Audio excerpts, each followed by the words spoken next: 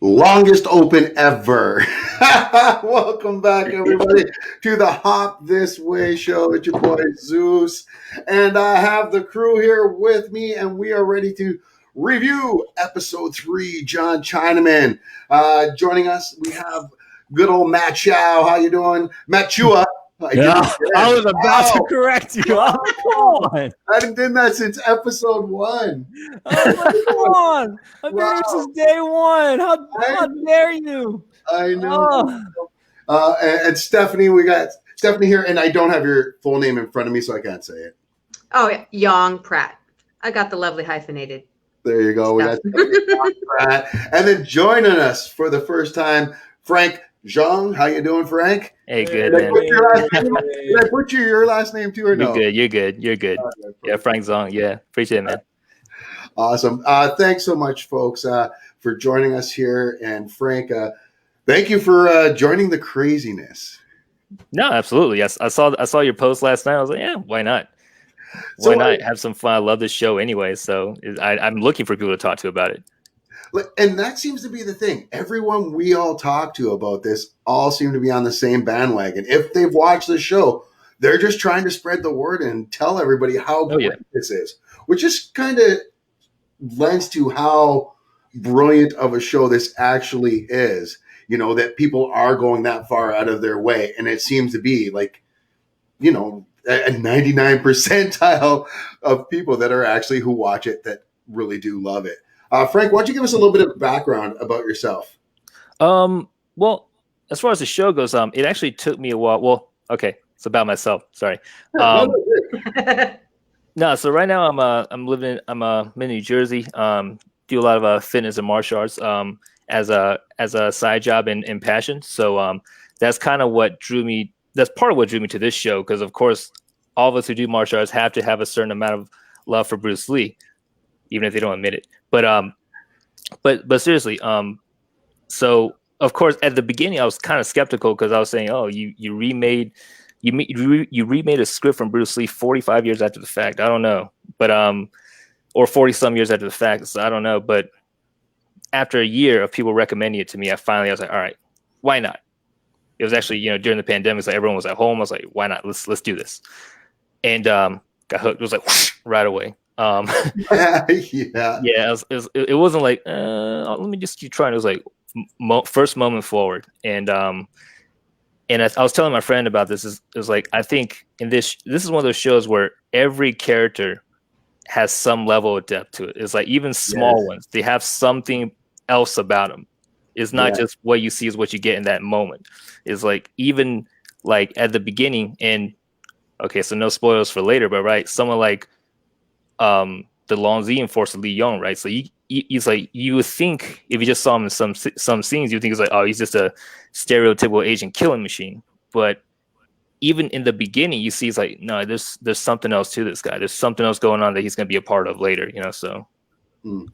Yeah, and we touch on this, I think, every episode, on how deep and how rich each character is, and their backstory, and how they all have meaning. There are no throwaway characters on here. Now, I'm gonna before we get into episode 3, does anybody have a moment from episode 3 that stands out for you? Matt, I knew it. What do you got, buddy? What do you got? That's it. That's all you need to know. Right. Wait. Oh, see, and then I totally didn't even pick up on it. Oh, yes. Right. Well played, sir. Well played. That's all that needs to be said. Now, I can't guarantee I'm going to have a picture for everybody's favorite moment. Yeah. Steph, what about you? What was your favorite moment of the episode? Oh, it was that, well, what kind of Chinaman are you? What kind of cop are you? Right. Oh. Yeah. There you go. There you go. What the hell kind of, and that was, what a great moment that was too. And a great reveal, which we're going to get into in this episode as well.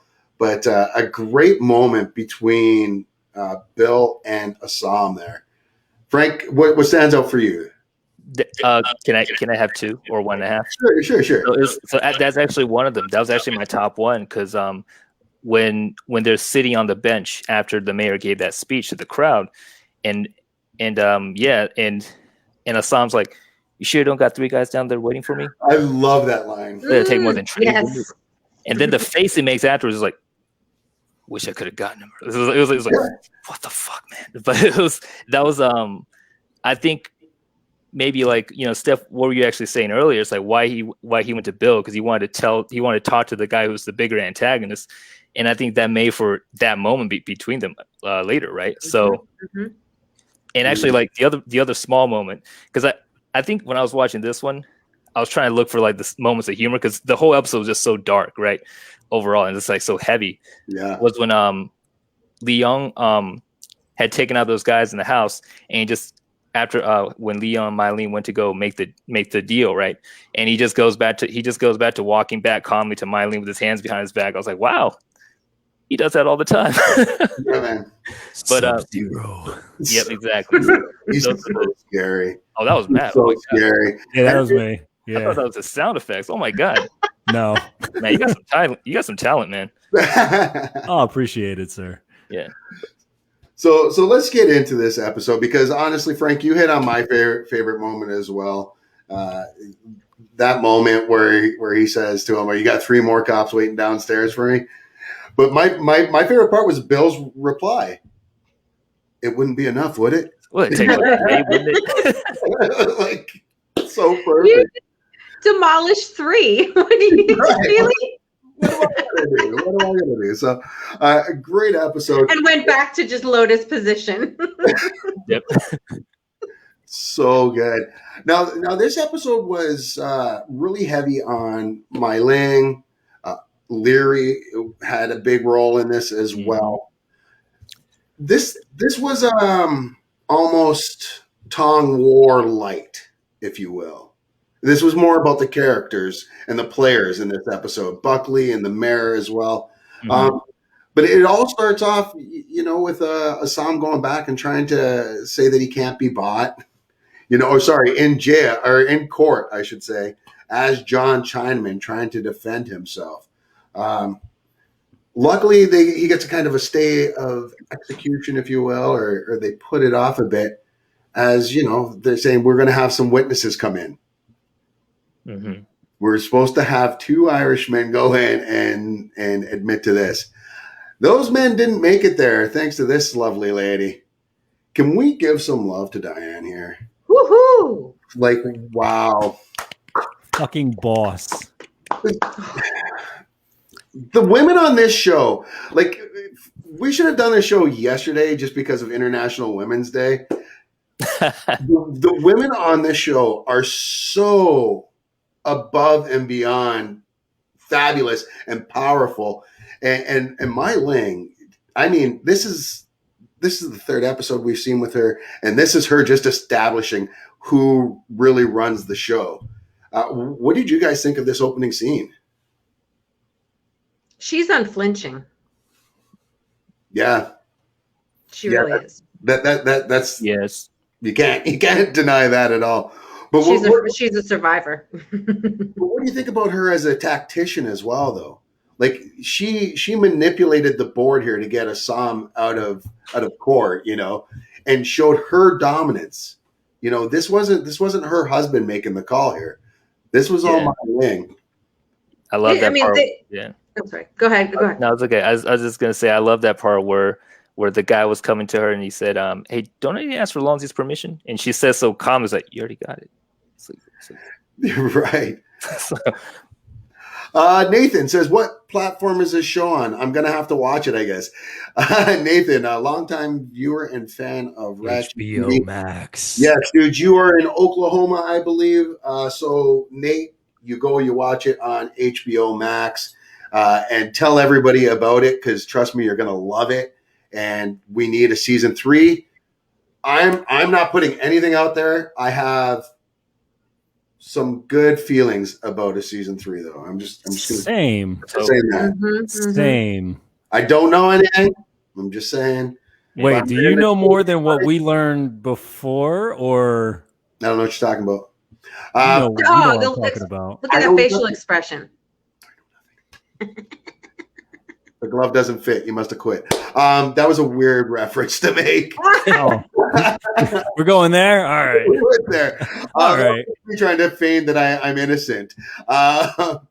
Anyways. I was going to say about some of my Ling. Yeah, that I noticed. I mean, because I won't do the spoiler, but like if you jump forward to something that comes up, close to the end of season 2, it really just shows that, don't ever underestimate, first of all. Okay. And, these are the things that we don't ever hear about is someone kick ass like that, but you actually get a view into how she got to this point. So she's no dumbass, excuse my language, but guess what? I mean, what am I talking about? Matt, you like, please. Yeah, like, it's all on. I forgot. I'm like, oh yeah. But she's no, wallflower. Okay. So that showed in that scene that no. She's got more cojones than how many, okay? Because she just took charge. She learned from her husband. She learned from, all of that. And you know what? She formulated into her own. And you can see that she is, the tactical side of her. But the other part is, you said it, getting into the characters instead of the tongs, okay? The whole tong conversation. Mm-hmm. Back to that. She's still head of a tong, pretty much. She's, enforcing her place. She's finding her little, flexing her muscles, but she's still a big sister. Yeah. Mm-hmm.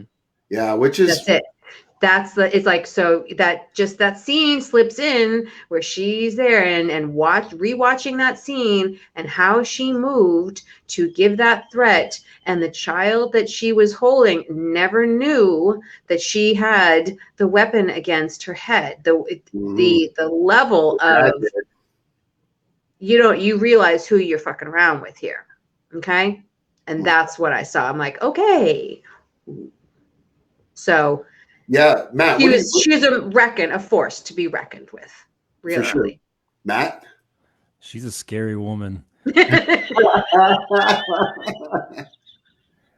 I mean, you are a wordsmith. If you really just kind of break it down, like she's a very scary woman. She doesn't speak unless like it really has a lot of weight to it. Like she does not, she doesn't fuck around like in the slightest with her verbiage, with her actions, with how she carries herself. Everything's done so purposefully and so, oh my God, it's like a fucking architect just in the making. It's crazy how she just, and you see it it's funny because we're only on like episode 3, but we've all watched everything, so it's just like it's so hard to like jump up and be like, because this and this and this and this and this and this, but without spoiling for the future shows. So I'm gonna narrow it down to she's a very scary woman.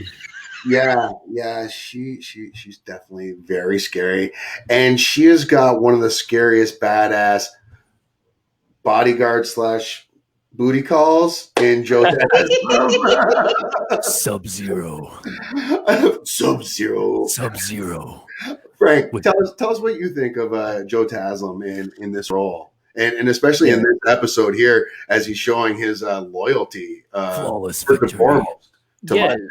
His loyalty to Miley, and also his concern for the group, right? Like, because I just jumping back one episode, friendship. That's amazing. I'm just gonna keep talking because I want Matt to be doing that. But just the fact that he's starting to, you could tell that he's not just a hired hand. He's not just a guy that drags him away into the dark, and then the next thing you see, he just comes back walking, right? Mm-hmm. But also the fact that he's. Yeah, I mean Joe Taslim was like what, Olympic level judoka. He's been in like the race, so he just looks amazing when he does the action sequences, and I think he's able to. What I thought was pretty cool with him in the Leon character is that he made him like almost like a believable person, even though his abilities make it seem like he doesn't seem like a real person almost. Yeah, and he's so chill, which is why he's Sub-Zero. This is what I'm coming with today. Did anybody bring any molasses? This is what I'm coming with today. For this. Flawless victory. No, so they are.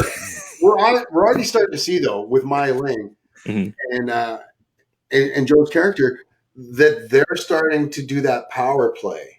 Oh yeah, to take over. So when you're watching this, what are you guys thinking at this point? Do you guys the first time around, because we've seen this millions of times, but can you remember the first time? Were you already cluing in that this is what was going to happen? That they were going to take over?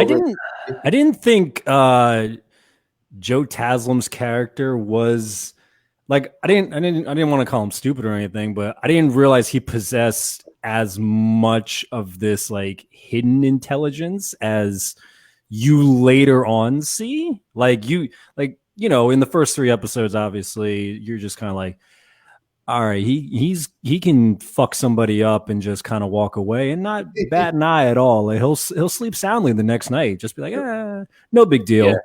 But then later on, I'm just like, this man's. Now I see why he never speaks. He's always thinking. It's crazy. Thinking. Sorry, that was my Macho Man, which had no place. Oh yeah, the Macho Man. I'm sorry, the G stands for geek, just so you know. Or the G stands for geek. And I'm also a geek too. Do you see my back? Yeah, it's all the Joker. Snap it to a Slim Jim, brother. There's no control in that. Once it gets to this point, we try to feed some medical grade marijuana from Canada straight to them. They just leave me alone. That's all it is. I just like how like his head wasn't moving, but his body was like moving underneath it. Oh. I was like, and while he was talking about the Joker process, I was like, holy shit. Wait, really? Oh, yeah. I need that replay. So let's get back to court. Let's get to court. So things didn't turn out as they wanted. Mai Ling pays a visit to the Irishman at home, and then the next day in court, obviously Assam's lawyer says, "Hey man, they're not here. You gotta let my guy go. It's just the way. That's just the law." And of course, the judge, who already seemed to be on Assam's side, which was really nice to see. Yeah. Was more than happy to say, yeah, well within his rights, you're free to go. And then this was one of my favorite scenes, at least cinematically, was seeing this. Just that little smirk. Mm-hmm. It was so good. And he knew what was coming. And we all kind of started hearing the rumbling and everything. We see Leary in the background, of course, losing his mind. And then the mayor and Buckley go downstairs and try to play damage control. We see everybody's most hated mayor there. That motherfucker. Yeah, man. And I think it's only fitting that his last name's Buckley because it's like the worst medicine of all time. Like everybody hates taking Buckley's medicine. And of course, the mayor just has to be that hard to swallow as well. But he incites the mob here a little bit, or at least calms them down and says, hey, I've got this under control. We won't let any of these foreign influences. He never says Chinese, though, and Buckley kind of has it out with him over that.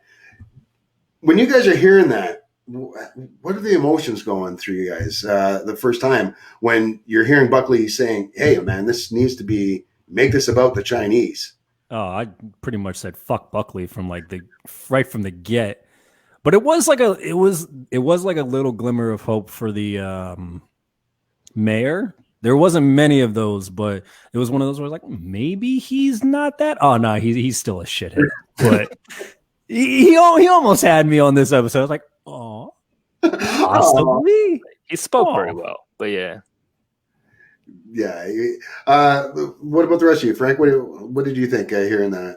Yeah, no, it's it did make me think of a lot of ways that people code language, right? And it was just the fact that and I guess this also goes to show what I was talking about at the beginning. It's like every character is very well played, and they have something else about them. Mm-hmm. And whether or not the mayor is trying to scheme against the Chinese or not, he'll do whatever the political game tells him to do, right? Yeah. And he's such a good performer on stage as a speaker. He has nothing else going for him, but he has that, right? So that's why he's kind of the guy in the front. And all right, I won't say too much because I got to remember up until this point, I don't know a lot of things. I know all the episodes like blur, so it's just like, I know, wait, no. Right? I got to stop myself. But yeah, no, it's it shows like kind of a little bit of his depth also, because of his. Some people just spend their lives pursuing that game, right? So and it can be very consuming. So it's he almost becomes sympathetic, especially after you see what his wife does to him. So like, I almost just kind of like, this sucks. I almost put that picture in here, but after watching this episode again, like fuck him. I'm happy she drugs him so that he'll not so that he dies, just so that he passes out, and so that she doesn't have to sleep with him. Exactly, and I mean, like, dude's gross. He's gross. Yeah, dude's gross. I'm all right with that. I'm all right with that 100%. And I think she's another very underrated character who's another very, very strong female character on this show who sometimes I find that she doesn't get the props that she deserves. Mm-hmm. I don't know if anybody else feels the same way. And I don't know what it is about her character that so many people don't like about Penelope. I think it's because she does, like, when she's not in, and I don't mean this in a disrespectful way, when she's not in bitch mode where she like, she's not dirty. Because like when she gets into that almost like evil-esque type of mode, like she really like goes in, like, True. You know, without going into future episodes, but most of the times, like, her default stage was kind of like, oh, hey, hello, it's just like, we know you're not that, like come on. And I think that's what's kind of annoying, because it's like you see her show these glimpses of how strong her character truly is, but it doesn't ever like reach its full potential, and it's just like, what the fuck, man, come on. Yeah. Well, I think that whole chunk where did it go for me? It went right to current events, current day, right to current day. Okay. And I saw a meme and I shared it the other day, and it's just a little cartoon, and here's a brown person, here's a construction worker, and here's this old white dude in the middle saying to the construction worker, don't let these foreigners take your jobs. Mm-hmm. And that one meme, I mean, that is exactly the feeling, and that's exactly those scenes. Exactly. So, you know, not to, you know, again, hey, everybody has their mode, but for me, this brought it right to, there you go. There's, you know, Donald and Melania. Okay? Because you have this person pitting foreigners, you know, again, pitting any foreigners as the bad guys, and they're going to take your jobs, and they're dirty, and they're not even human, you know, and then, you know, it just perpetuates the whole political thing, and that goes right into model minority myth and so on, and chaos is what works. Chaos makes money. Yeah, well, it seems that way. It seemed like there might be some chaos coming at the end of this kind of scene too, once he's found not guilty. Now, Bill has a moment he has these moments throughout the series, I find, where these redeeming moments where you're like, oh, Bill, I really started to like you. You say some funny stuff. And this moment between the two of them, Frank and I both touched on it. Great. I thought that was a great scene between both of those actors. Oh, yeah. Kieran and oh my God, I can't believe I forgot his name offhand here. Andrew. Oh. Yeah. Just the dialogue between the two of them and the direction here as well. It's a great scene. And it's nice to see them. Assam is kind of the superior here, you know, and he's almost, if you will, giving Bill the dad talk. That's what I felt like I was watching there. I felt like Assam was like, well, you tried your best, son, and now you know why. I'm the old man, and you're forever the child, you know? And that's what I see right here, especially the smirk on his end is like, you're right, it wouldn't have been enough. Nah, these were like the two best roasters going up against each other, and they were all just like kind of holding back. It's just like, yo, you know, I have your ass, right? Yeah, you might, but I'm gonna get you. I'll take you with you. Try. Pew pew. At this point, even Bill knows. I think by this point, after finding all those men that he planted for Leary in the cell with Assam and finding them all knocked out, the shit kicked out of them, not one of them murdered with the knife that Assam could have used, which he kicked right outside for Bill to see. I mean, I think right there he was like, "Oh shit! All right, no, you know what? I ain't fucking with this guy. Like, this guy is legit, and I've never seen anybody else like that."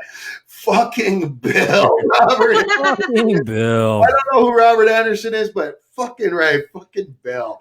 There's so many ways you can interpret that. Is it like fucking Bill or fucking Bill? Fucking Bill. Fucking Bill. But also notice how when they're still, when Assange's still in the cell, you talked about, he could have actually used those knives. He could have, done any number of things. And again, back to him being the one who's superior, it's the dumbfoundedness that Bill had, that how do you speak English so well? So realizing that not only can this guy kick ass, okay, right. Oh, he can master 2 languages. Go figure. Smiley face. Gee. Yeah. So yeah.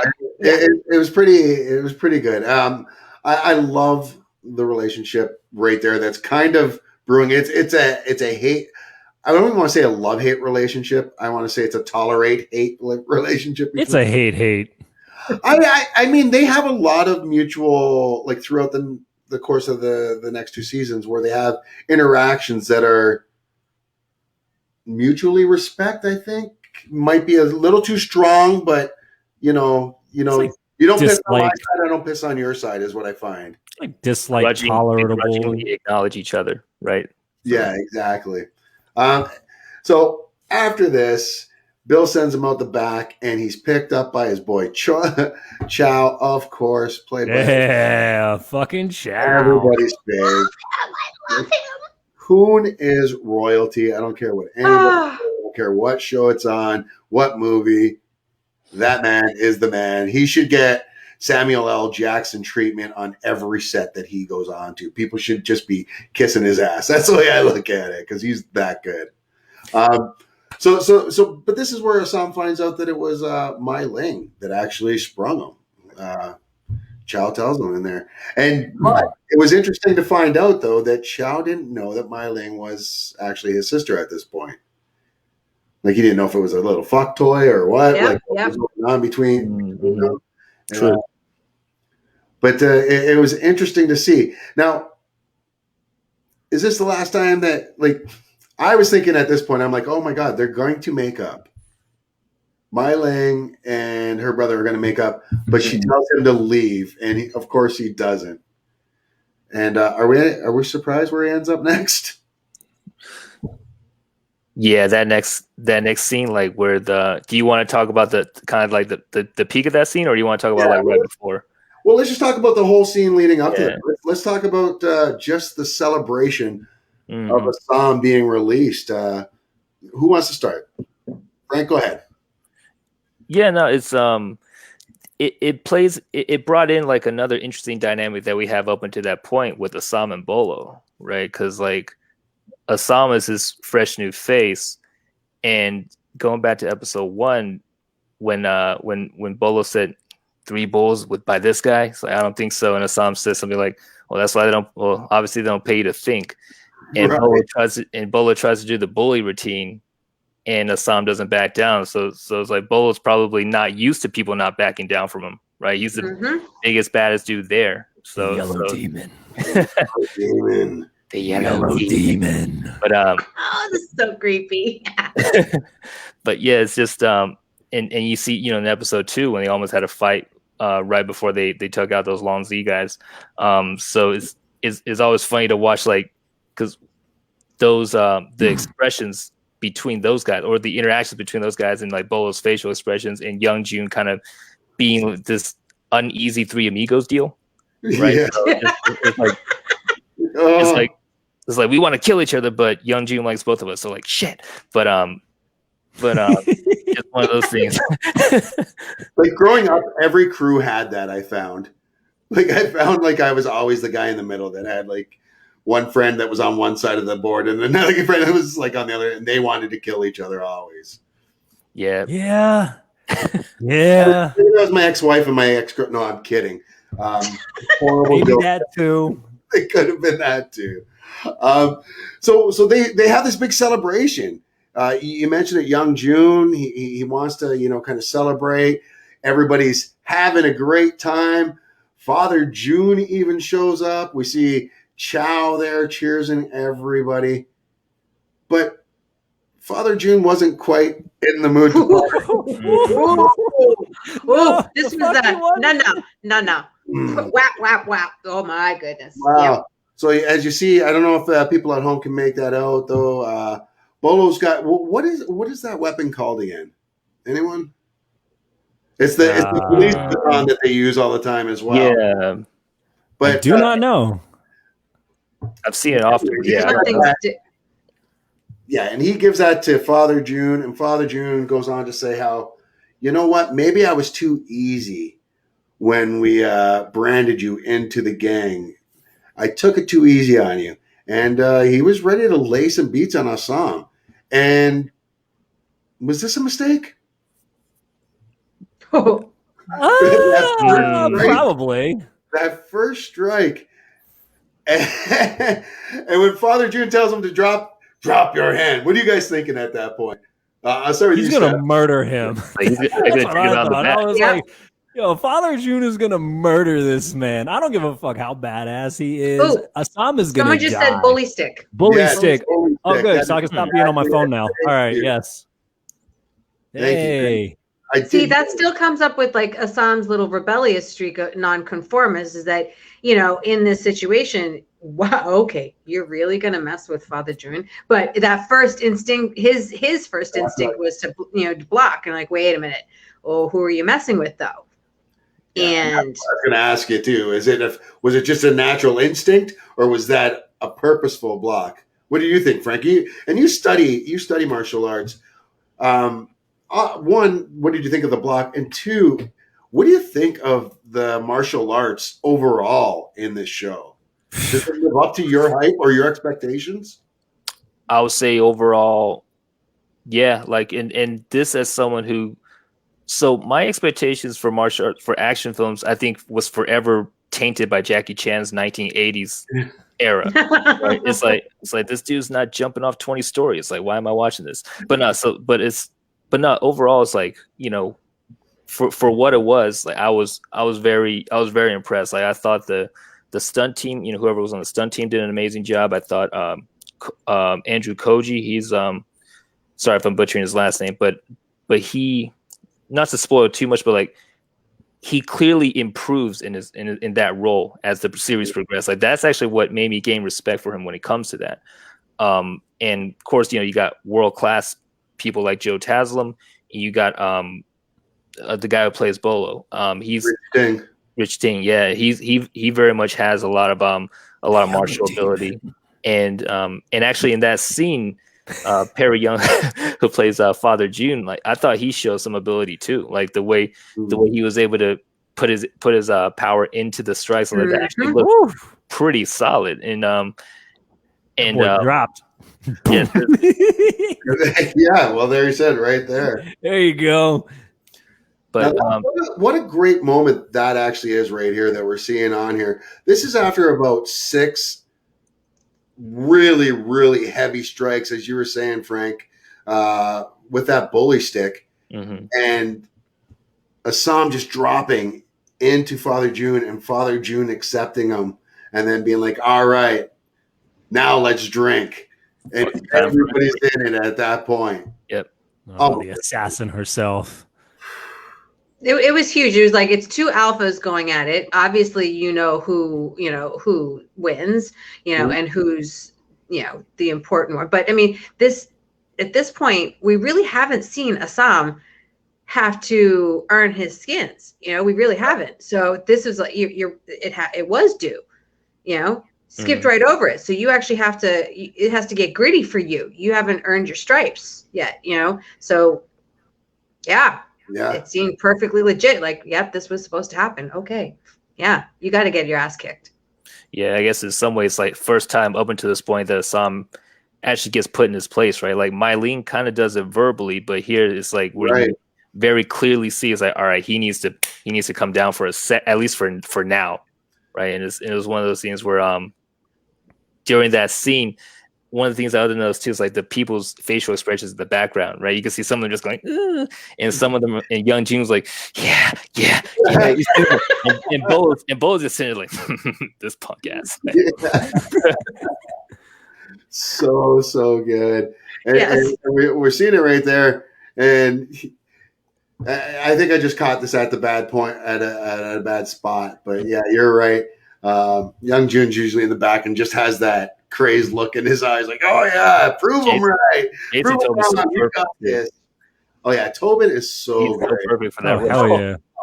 Like so everybody is cast so perfectly in this, and I feel like we gush over this every week. But if we didn't, like, we wouldn't like the show anyways, right? Yeah, like, exactly. That's the whole point, right?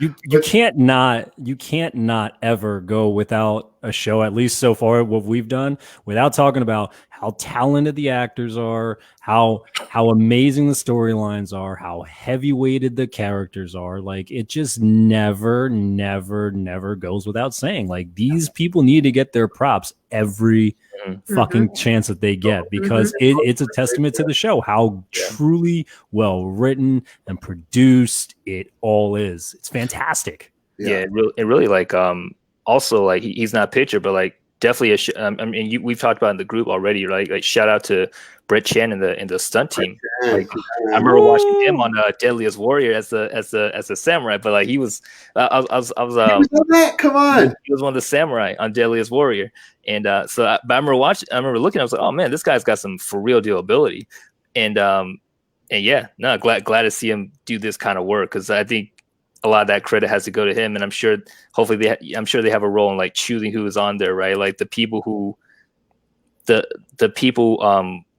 even the people who are cast, they're not just fit for the camera. Like you can see them do the movement to pretty solid levels. Like I didn't know that Jason Tobin had that ability. Like I didn't know he was he had that physicalite. It's like, because the other roles I've seen him in, he never. It was like Tokyo Drift. He played like a computer guy. Yeah. Other movies like like Better Luck Tomorrow. It was never that character. So I was randomly on his Instagram, and that dude's like shredded as shit. I was like, hold up, man. Hold on. His back? He put that photo up of, what motivated him, I think, and his fitness journey, and it showed his back is just insane. Tobin. I'm like, hold on. It's insane. It's like this ridiculously ripped. What is this shit? I was like, come on. But yeah, I was very, very jealous, and I was like, I need to starve myself of carbs from now on. Like, this is absurd. You said it earlier about Andrew, seeing, or maybe Frank, you said it about seeing the progression, his skills progress, but especially after I think maybe the second go around watching the series, just look at his body. Just look at his upper body and the difference in his definition from season 1 to season 2. Season 2 is just whoosh, extra. Not. I mean, you see it. They were saying that he put on muscle for season 1, and then once he realized like how the character was supposed to move, he then leaned out and then got to where he was. And it was just like, oh, that's why you're so ridiculous in season 2. Okay. But yeah, he almost kind of needed to be, because the way that he fucking kills people. Well, yeah, because I think it lends a lot to just everything he does is up close and personal with those daggers, right? So I think you'd have to have more of that lean, slick body that can get in and out quickly, right? Out. He'd do great in a prison yard. Oh yeah. There is one thing I want to touch on one of that celebration scene. It's one of the rare moments of like light heartedness in the series. Like you actually see them just celebrating, having a good time, letting their guard down, and just kind of enjoying the moment. Like there are rare like showcases of that type of like mood in this entire series. So for them to just like, these are fucking badasses. All of them are all conglomerated in this fucking brothel, and here they are just drinking and fucking probably fucking and doing all this other crazy shit. So it's like I enjoyed that. I was just like, that's what's up. Like they actually enjoy life very rarely. Yeah, that's the feeling I have with the rope man scene. But we won't go into that. Season 2. Tease. I see what you're doing. We'll get into that one. I know what you're talking about. Yeah. The rope man, violin man. So this celebration goes on, and of course we saw Atoy overlooking things. And Assam goes to the person that he seems to be most comfortable with after these first few episodes. Does he have a tighter friendship, I'm talking, with Atoy than he does with Young Jun? Right now he does. I mean, even overall, the entire series. I mean, yeah. Ooh. Yeah. Well, there's a difference here because I would say it different type because she has a different maturity level than Young Jun. Okay, so you see both. You see a closeness with each, but she's more mature. So as things happen, you really see some of that come out in her. You know what I mean? So it isn't you see. You get so much more deep into all the characters, obviously, but it really shifts away what I think first impressions would be with this friendship. Again, like how close are they now? It gets much more deep than that. You know what I mean? It gets more complex than that. And same thing with Young Jun, but in a different way, because now, again, Young Jun is second in line. So that's a different closeness. Your buddies, your dudes, but this is also the boss. So you know what I mean? So you've got very complex pieces to each of the relationships. Yeah. I feel like Atoy he sees as like almost his equal, whereas Young Jun, it's that brother, like family type of vibe. So like you'll still kind of like you'll be real cool with them, but you might not be forthcoming with almost everything. With your equal, you might just be like, hey, this is how things are going down, blah blah blah. Oh yeah, okay, I got you. So yeah, that's how I kind of see that staggering. Very true. Because again, like he's got to watch his step with Young Jun, even though they're dudes, but hey, he's still second in line. He could get his ass beat by Father Jun in a heartbeat. So it's that watch your step a little bit. He doesn't necessarily have to do that with that toy. Yeah, there might be more of like a more pure alliance between them at this point. There's been nothing to really, after that initial part in episode 1 where you thought Atoy sold him out, but after that it kind of like I think he began to see.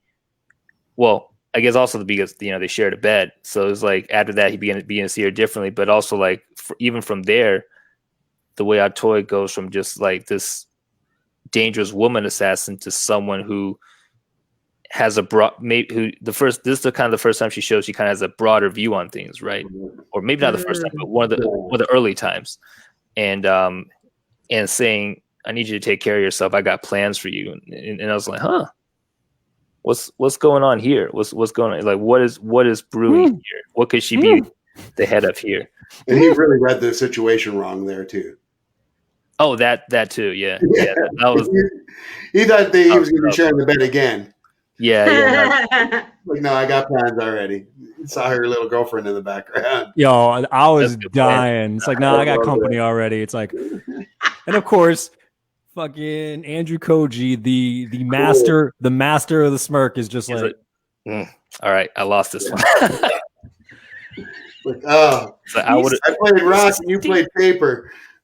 So I would or scissors. I can't blame you for this choice. I would have made the same choice. That was crude. I'm sorry. Whatever. Yeah. That was the exact look on his face. It was like, yeah, you made the right decision. So then after this, we're kind of closing in near the end of the episode. We kind of glossed over a little bit of Penelope Blake and Buckley, and Mayor Blake.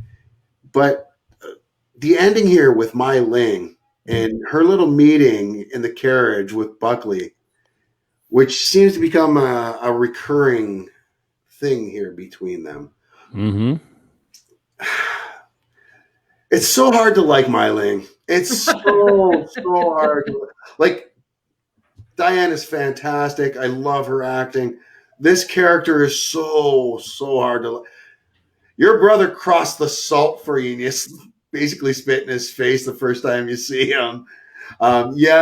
She saves him here, but I mean, every time she's like Bill for me. Every time I'm like, oh, you're doing something redeeming them. Why? See, my hatred for Buckley just completely outweighed everything. Every time in that carriage, I'm just like, you know, Mai Ling, I don't know what you're doing. You fucking up. But it's just like, but Buckley, you motherfucker. Like, it's just, I can't. I mean, Mai Ling, his character is fantastic to where he makes me hate him. Yeah. All the time he's on the acting is just, that's how good his acting is. Sorry, Frank, you're saying? No, I was just gonna say, like, he holds so much more of the cards in that situation. Like, Mai Ling kind of has to be there if she wants to have any shot at anything. But he's just trying to further his goals, and if he has to wipe out a whole population, then so be it. So yeah, he's the much more hateable character here. Like, he's a true sociopath, right? Like, he's the definition, right? I mean, he has one expression this whole time. Is like, what the fuck, man? But right. Even later in other episodes, when like there's a lot of just stressing shit happen to him, he's usually pretty like that. Yes. Pretty stone-faced. You know, he's got a leg up on the competition, I guess. Bad joke. Ooh, that was good.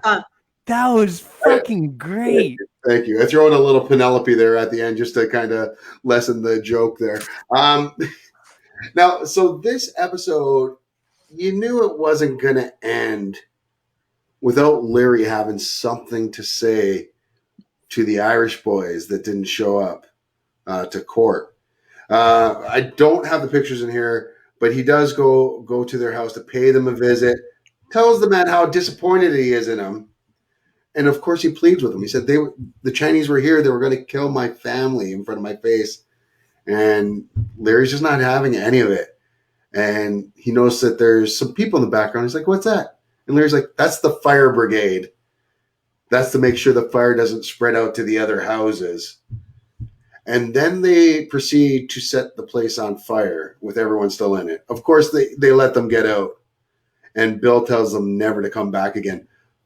But this is some of the most intense eye acting I have ever seen in my life. Seriously. Yeah. So much there's so much going on in I just got chills right there. And I don't know if the flames are CG. They probably are afterwards and edited in later. But I mean, there is so much. You could see an entire internal dialogue going on in his eyes. To me, one of the best actors on this show. Mm-hmm. Dean's he's fabulous. Mm-hmm. What did you guys think watching the end of this?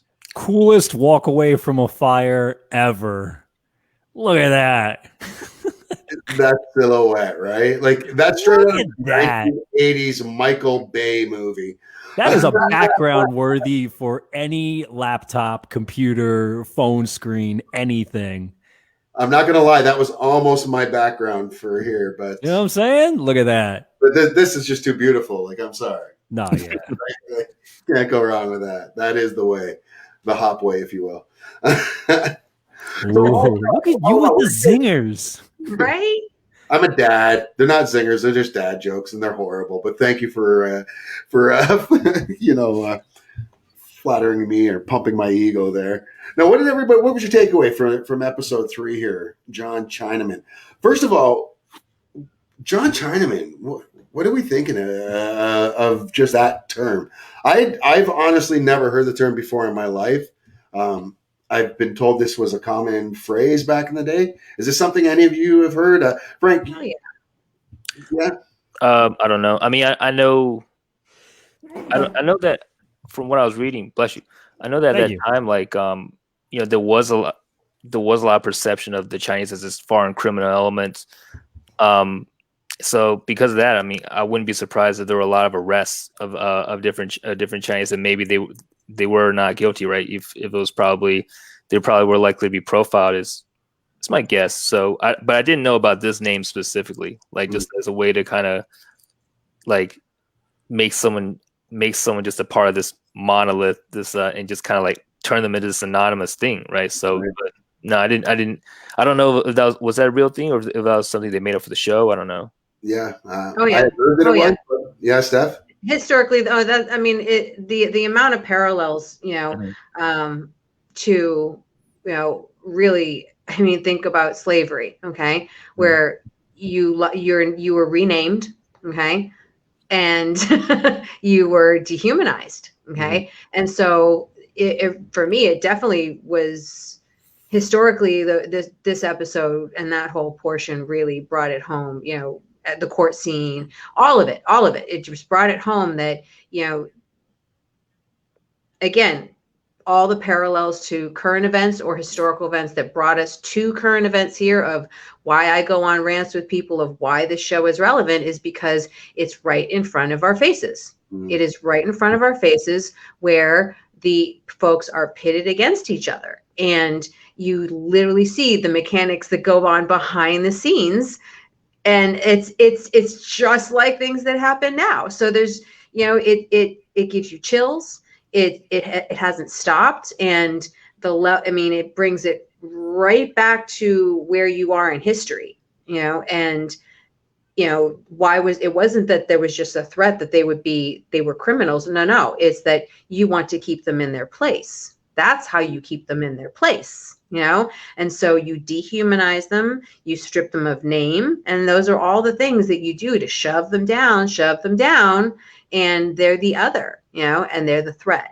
Make them the threat to make sure, again, the conflict. So it was very, very bring everything together to being very relevant. Right.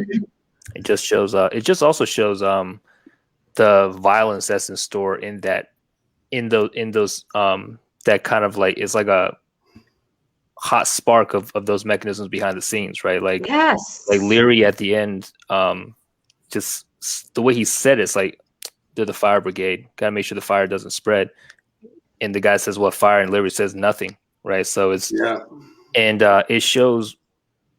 I mean, up until that point, you obviously know Leary is some sort of boss because he's able to do what he's able to do with sending those guys down to the cell. But like, that's the first time you see like something that massive and that open. It's like, oh, this guy is ready to wipe out half the world if he needs to. Yep. Like that's his mindset. So it shows you, and because of that walkaway, it's like it shows you what kind of a threat he could be, and that's where you start to really pay attention. It's like, okay, before that, he can knock a guy out, but he's ready to destroy a block. So he is, and he did, right? So, and he came straight. Like, is this around? I don't know about the historical timeline here, but is this around the time of the IRA, or is the IRA after this? Oh, I think IRA's way. I mean, I think. I mean, actually, I think it'd be a bit after that, but maybe around the inception. Either way, though, we are seeing that. I think that was during Peaky Blinders era, so I think that was 1920s. Also, well after this, but yeah. And we did have Andrew Koji in that as well. Yes, we did. Yes. So this episode as a whole, I kind of found I really did like this episode. I found this episode to be one of those cool down episodes, though. You know, really, episodes had a lot going on and a lot of action and a lot of sex and a lot of a lot of their throat cut out. Yeah. It's like that's true. It is less gory overall. Yeah. And this one, and as hard as that is to say, because there's a lot of action in this one, but did we see anyone die in this episode? I don't think anyone actually died. A lot of people, no, people get bitch slapped. But man, and I don't mean that as a gender thing. It's that derogatory. Right? Gen X. I'm sorry, I'm trying to lose that part. But no, this episode, it did feel like a very much a cool down episode, and you get that a lot after big episodes and leading into other big episodes. And next week, we get a pretty big episode coming our way with the Yellow Demon. The Yellow Demon. Now we're going to actually have Richie Ting on the show with us next week. Yellow Demon himself. I want to ask you guys this, though, especially with everything going on with Dr. Seuss right now. And anyone who's watching this, if you're freaking out saying that cancel culture canceled Dr. Seuss again, they didn't. Dr. Seuss's own people pulled 6 of 100 books. Of 100 books, they pulled 6 that people didn't even read. I'm just going to say. I never heard of any of the books that they. I never saw that picture, and I'm glad I didn't see that picture before. Right? Did you see the black people in it? No, I just saw the black ones looked even worse. So now, given that, I grew up in this area, and because there's a lot of Christianity, Catholicism, I grew up learning some like church songs, and there was always the Jesus loves all the children of the world, red and yellow, black and white, blah blah blah blah blah blah blah. I don't know all of it, but the yellow thing is that. How does that make you guys feel hearing that? Because I kind of always felt that was almost like a derogatory term. Yet for me, I'm quite happy. I prefer to be referred to as black, but I've always kind of felt like yellow felt more derogatory for some reason. And I don't know if I'm speaking out of turn, so I just kind of wanted to ask people that are in the know, that experience it.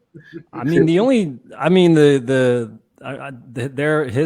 his nickname beyond that, the Yellow Demon, it's cool as fuck. But I mean, like other than that, I mean, in real world terms, I think the only 2 things that really would piss me off is if I was called Yellow or Oriental. There's just something about Oriental that really fucking annoys me. Yeah, what? That was always my thing. We're not rugs. There was always something about that term that really seemed like the worst out of all of the things that could be said. And what did you Oriental? What? You both said you're not what? You said you're not Oriental. Rugs. Not rugs. Rugs.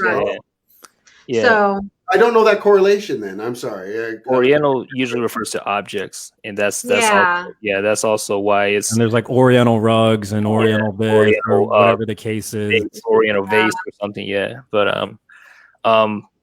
actually, for me, it's not so much the word itself. There's very few words when it comes to like words derogatory towards ages. There's very few words. There's only really one word that will actually get me in someone's face. Is if they say chink. Like that's the one word, because there's no ambiguity behind that. Like if people say, if someone older says Chinaman, I was like, all right, you probably grew up when people were saying it. It's more of other words I can kind of give Chinaman, yellow, Oriental, even if it's, but I understand why it can be upsetting to other people. But for me personally, it's like, if for those other words, it has more to do with how someone says it. Like if someone is insincere and they slip up and they say yellow or they say Oriental, I'm like, okay, let's talk about this. But if someone says the other one, then it's like, all right, there's no other meaning behind that. There was never any other intention behind that word. So that's where that's one word for me. It's just like, no. That's fascinating. Because see, if I ever heard that, it was one of those things where I was like, you're an idiot. Like it never really generated that much of a response to me. It was, but it's interesting that you said like the Oriental one is just kind of like, that was maybe a connotation from back then. It's just a matter of how you say it. Yeah. But for me, it don't matter how the fuck you say it. If you're in my direction and you call me Oriental, I am fucking you up on site. I think for me, I've got plenty to say. Yes, I mean for me, I'll let her. She should have. I'm looking forward to that, but like, she always goes going for it to get ready. No. Yeah, no, because I guess for me, like, I guess just with personal experiences I've had people who are, from what I could tell, were pretty well-meaning, and they'll say Oriental, and I'll be like, okay, no, you can't say that. You can't say that, and they were usually understanding. So like, all right, it's like I'm not upset that you said it, but here's why you probably shouldn't say it, and they were like, no, I get it, and it's usually like, I see where you're coming from. Yeah, that's why. Yes, I mean, granted, I'm sure people don't always have that experience when they try to correct someone, but yeah, that's just been what I've seen. But yeah, intent matters a whole ton. Go, Stephanie. It really does. So first of all, and I mean, we actually had a little bit of conversation, but my connection was choppy. So using the term yellow, I've used it a lot more recently in explaining to people as far as representation, because I have said to a lot of my friends point blank, I look brown, but on paper I'm yellow and white.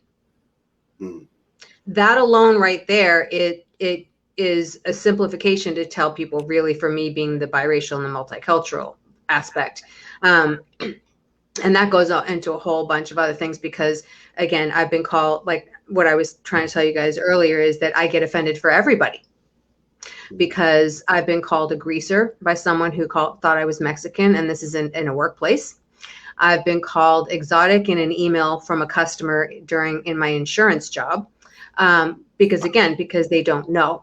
Okay, so for a woman, and being the racially ambiguous, the exotic is what brings me to the point ready to fight. Okay, because unfortunately, it's people targeting women and objectifying women. It's great to call a woman exotic, isn't it? Not me. Because it usually means there's a sexuality, like a component there's over sexualizing. Okay. So I'm telling you, like up, down, left, right, it happens so often. Okay.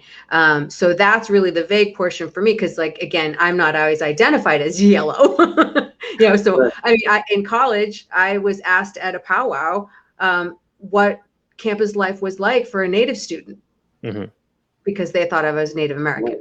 I've gone to Brazil. I did learn some phrases, and they think I'm Brazilian. So, is it good? Is it bad? But again, they don't identify me necessarily as Chinese, So, but the other terms, so Oriental, the Orient was it was the far off place. Okay. So what did I grow up saying to people who said that and said Oriental? I said, so does that make you Occidental? Way over the heads, meaning it does not refer to any person. It doesn't refer to a country. And if you're going to refer to some people and you don't know the country, then use the continent, Asia. Like, so that's why the Orient and Oriental is so bad for us, because it's lumping. I mean, and again, it lumps in together. You have Southeast Asian. You have so many drastic differences in Asia. But that was the easy term that lumped everybody together, and the far off. And it was really about trade. So you trade rugs, you don't trade people. At least, quote. Yeah, you know what I mean. So that portion. But intent, again, had to cough on that one. Right, exactly. It's like, yeah. But again, trade, look what trade, all those trade routes and Silk Road. And again, But then to the other portion was what was the other? Oh, intent. I agree with Frank, on some of the people with intent, because I had to have a talk with a friend of mine because I was in a car full of, it was like 5 of us women, and she said chinky food. She said what? This is my friend. And talk about okay, I'm going to address that. I'm not going to go off on my friend. She's younger than me. So there's definitely a generational aspect of, I think these days it's harder because I'm at the, I think Gen X, we're at the age where we knew what our parents went against, then what we went against. But I see a lot of people my age really shielding their kids from what the real truth. So I think until a lot of this stuff happened now, people really didn't think it was really possible, that people really thought this way. People really acted this way until it's now right in front of our faces, Yeah. And so when that friend, used the term chinky food, I addressed it. She really we didn't make it awful because this is a woman who is biracial also. She's Bayesian and white. Okay. So so it did not come from that place. And we had a phone conversation another day, and she said, I am so sorry. She's like, I did not grow up with anybody Chinese. She did not grow up with anybody around her who was Chinese. And I said, see, this is why we're friends, because we can have this talk, and you can understand. Ignorant isn't always angry or hateful. No. It's lack of knowledge. It's just ignorant, lack of knowledge. And as soon as they gain that knowledge, most people are cool and could act civil. The other historical part, sorry, just last little historical tidbit is part of the reason why I think people get so numb to it is because they don't really realize that Chinese folks were only able to do certain things, like have restaurants, have laundries, things like that. So now you've objectified people because of that one trade, Chinese laundries, Chinese food. There you go. It's easy, and now it's just become part of a language, and it's easy to just throw it out there. Yeah, push them into it, then make fun of them for doing it, right? So right, which is the worst. Do you think I'm one of those people that think we're always progressing because people are getting more aware of all these issues. Do you think we are getting to a better spot, though? I know that Asian violence is on the rise, and that anti-Asian sentiment seems to be out there at this point. Do you see any silver linings? Do you see any hope for us all kind of getting to that, place of nirvana where we can all kind of finally, to coin a phrase from Rodney King, just get along, I don't know. I think we can. Go for it. Huh? Go for it. Someone else can talk. Go ahead. I just think, I think we need to have it happen. I think this is needed. It's very needed. I'm having hard conversations with my friends because I am pointing out to some of my friends that there's a huge chunk of the people who are assaulting that are Black and brown. And it's a very, very hard discussion to have with your friends. And I've actually said to them, I said, how many people do you know when we were growing up all around you that normalized making fun of how Chinese people speak? How many people, and I bring this right home to them. I can have those conversations with my friends. And the ones that I can't have that conversation with in Boston, then it's pretty much telling me how this is going to go. Do you know what I mean? And I unfortunately think some of the fracturing is going to happen. And you have social media that makes it even worse. So now you've got a platform for people to write even worse things. So it's really exposing it. I think it's bringing to light how deep it is. And I think it's going to take a good decade, at least, to get past what's going to happen now. Because I see people being more fractured right now.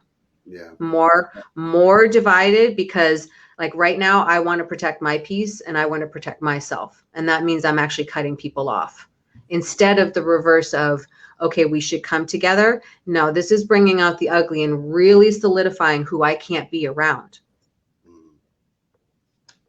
Sure. That's what's happening. I'm hopeful. I'm still hopeful. It's you know, we're looking a lot of things we're looking at from back then. We're looking through 2021 eyes. So there's always this disconnect of what the culture and society and the temperature of everything was back then to what it is now.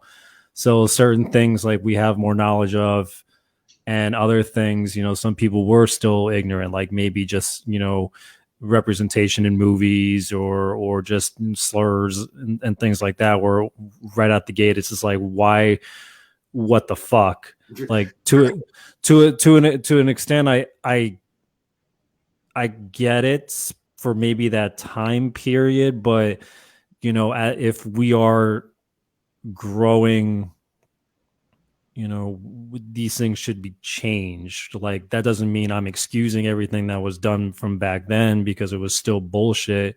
But like right now, with the baby steps that we're doing with making this model minority myth a thing, when a lot of people it's actually really new to them, or you know, with Black Lives Matter, with the police brutality, and just with everything, like we're getting there little by little, and we're still taking steps back and a couple steps forward, but eventually I think we will get to a place where I think we'll be okay.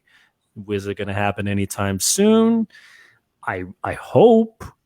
But I hope, but it is one of those things where if we don't have conversations with people, with people who are like-minded as us, and who also different in opinion, like different in values or opinions, like we need to know why the other side, whatever that means to people, why they think or feel or say things or the way that they do, so that way you can understand what those people are like. That doesn't excuse them from their shitty behavior or whatever, but now you kind of are like, oh, I see why your mind works the way that it does. Maybe it was environment based. Maybe it was just your complete fucking ignorance. Who knows what it could, who knows what it could really all be, but it's just kind of putting that bridge up and being like, let's see what's happening here. Maybe we're both wrong. Maybe we're both right. Maybe we can learn something. But if there's no, if one another aren't willing to like learn or be willing just to hear the other person out, it's all fucked, and it's never going to matter how far we progress, because if we're just so ignorant and we put our fucking headphones in or we block in and we don't want to pay attention to what the other person is saying just because it contrasts to ours, then we're fucked. We're fucked. I put out a couple of Facebook Live posts about the topic. And I really did. I said, people, there are deep down things here that I could have a conversation with you about. I'm ready to have that conversation with people. But you're not having the conversation with me, and I'm a Chinese American woman. Right. So, and I've had people literally like, it's like try to pre-qualify me when I'm like, wait a minute, you're talking to me. Hold on a second. Yeah. So, you know, I said it, I put it out there. I said, if you're ready to have a conversation, I'm right here. If you want to learn, have this dialogue, let's do it, but no, I think there's a deep part that you have chunks of our country that they don't want to look at that. I think I would love to say that they're going to, but I think it's going to take a couple more hard years. I really do. Or some people might just be afraid just because they see their ignorance as like, oh fuck, maybe I should have known, and then they just kind of keep silent. So it's maybe it's also harder to kind of to broach that subject, like how you're saying you're throwing the topics out. Let's have a conversation. There might be some people where it's just like, how the fuck do I even have that conversation? Yeah. Do I even want to have that conversation? Like, am I going to get fucking? They might have that guilt already built in. Yeah. And it's just like. Well, people that I've known for a good 10 years are sending me like one friend, and now she's more of an acquaintance, sent me a Facebook direct message of something, and it was again a meme. I'm like, this was so old, I've seen it a million times, but that was like her oh, I have to show you this because this is the one thing that reminded of you. And it's like, I've known you for 10 years, and this shows me you have no clue how even she's actually contributed to it. So it's like, all right, I've always been this outspoken one. You just haven't been listening. So what about Frank? Frank, I'm curious. What about you? Have you seen? Do you see positives coming our way? Or do you think, like, obviously there's still a shit ton of work to do, but what do you see moving forward?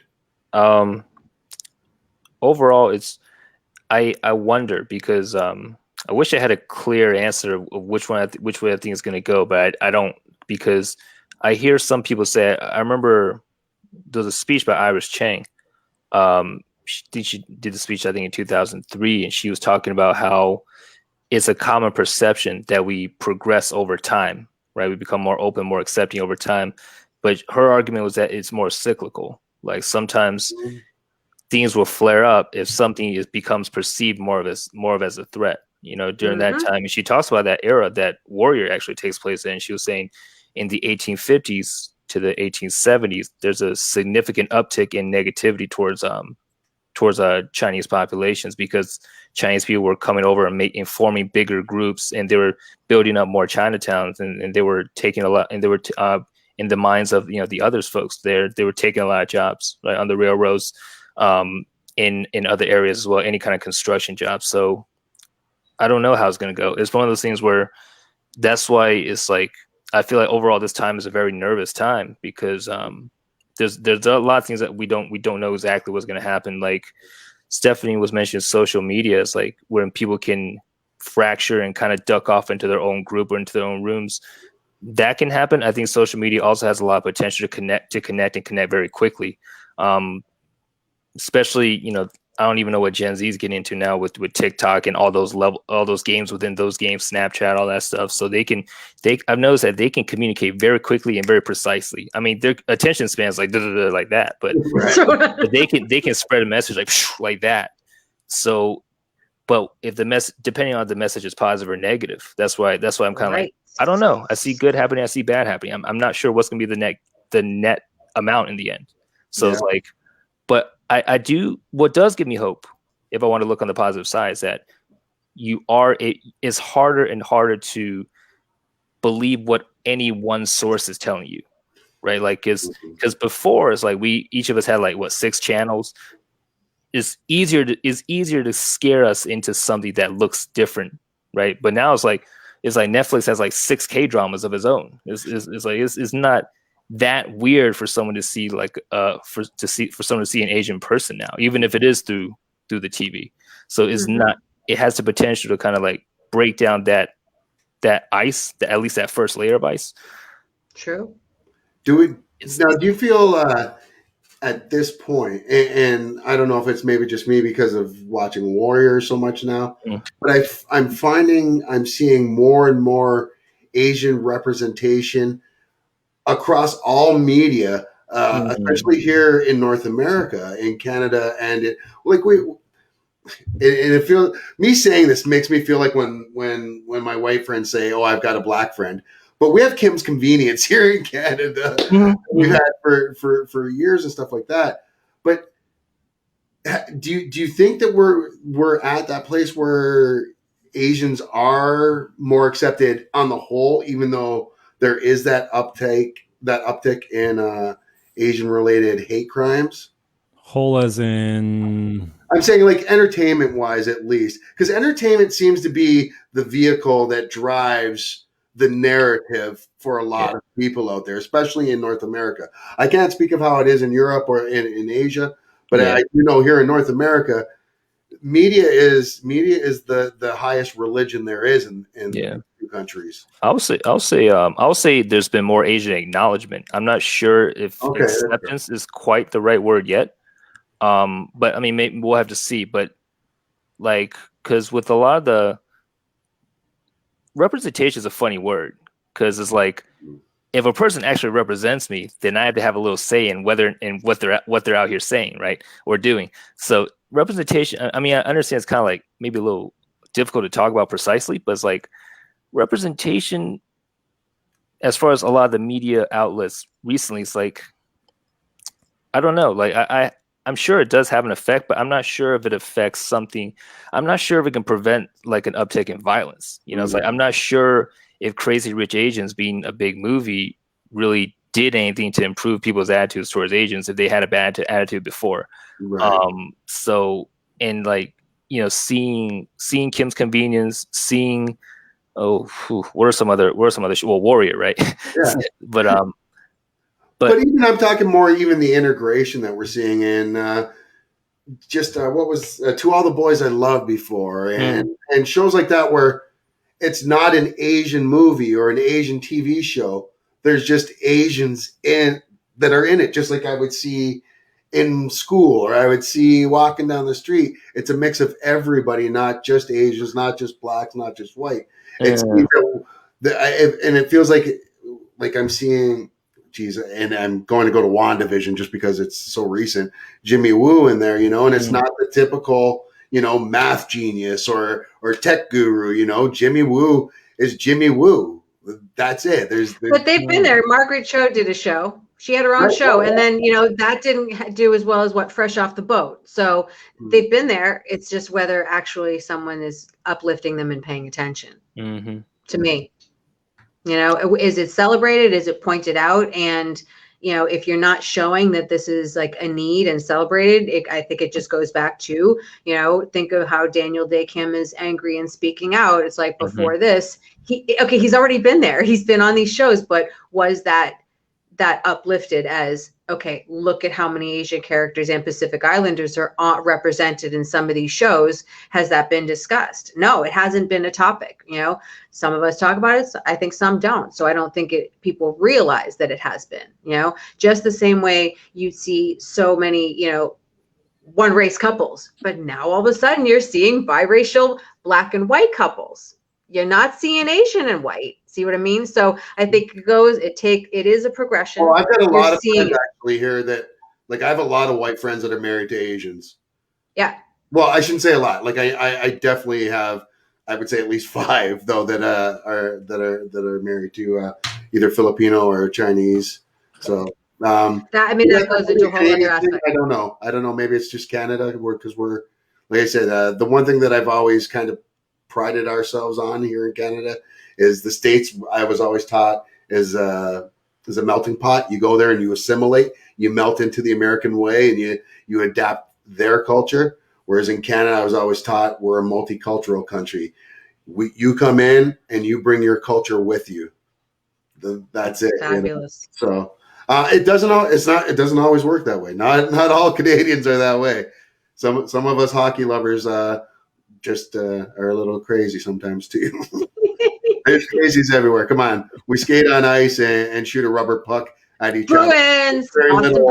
Very little padding, you know. So Boston Bruins. I'm not going there because I hate the Bruins more than almost any other team on the planet. Hey, here we go. Or maybe the Green Bay Packers. Those are the 2 most hated teams in my lexicon of sports.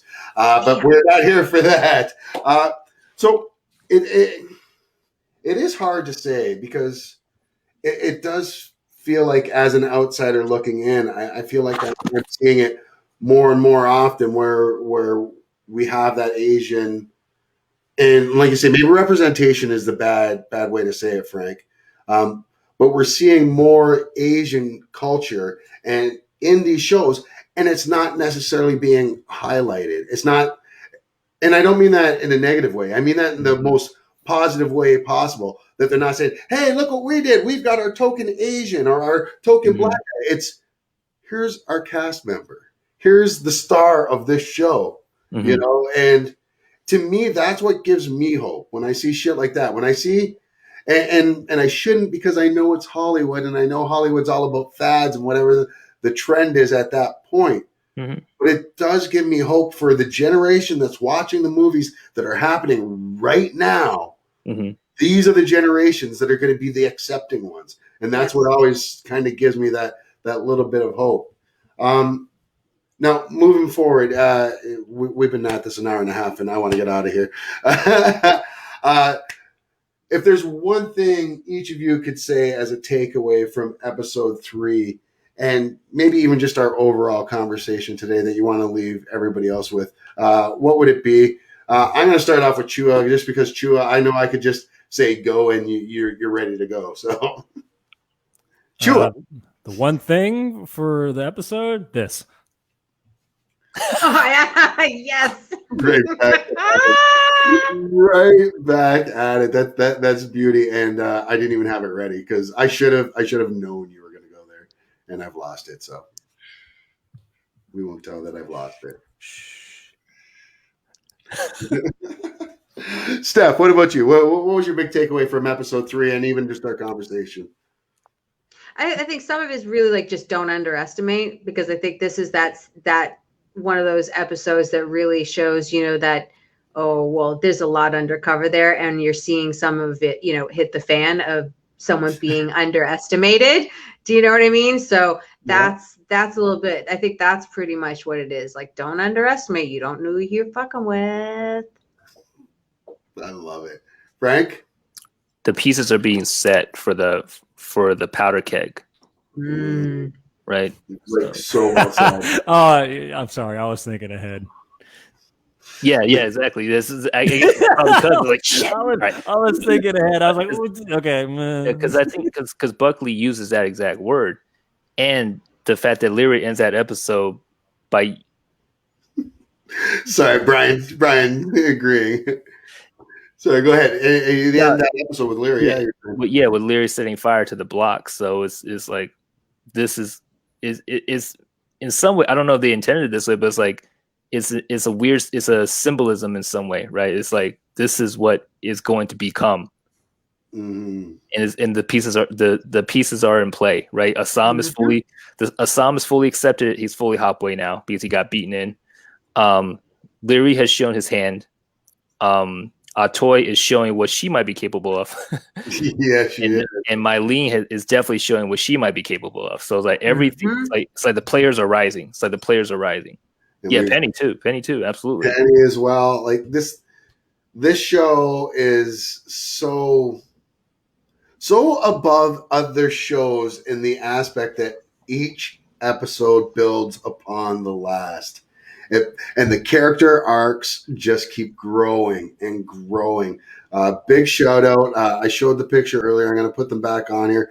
Big shout out to Justin Lin, Shannon Lee, and Jonathan Tropper. We see there. Yes. My God, what a team. What a creative team.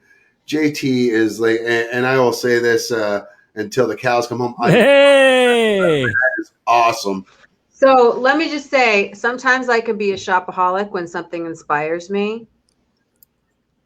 Nice. I got this from their site. From Warrior site? Yeah, well, from the Bruce Lee site. Oh, okay. So their gear. So this was, I guess, the one that he drew. That is definitely badass. Yeah. That is definitely the Hop way. That's awesome. I don't think I don't know that there's a better way to go out than on that.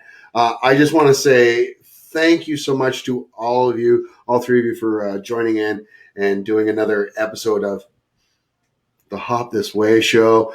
Stephanie Young Pratt, Matt Chua, Frank Zong, thank you so much. It's your boy Zeus, and this has been another edition of the Hop Way show. This is the way.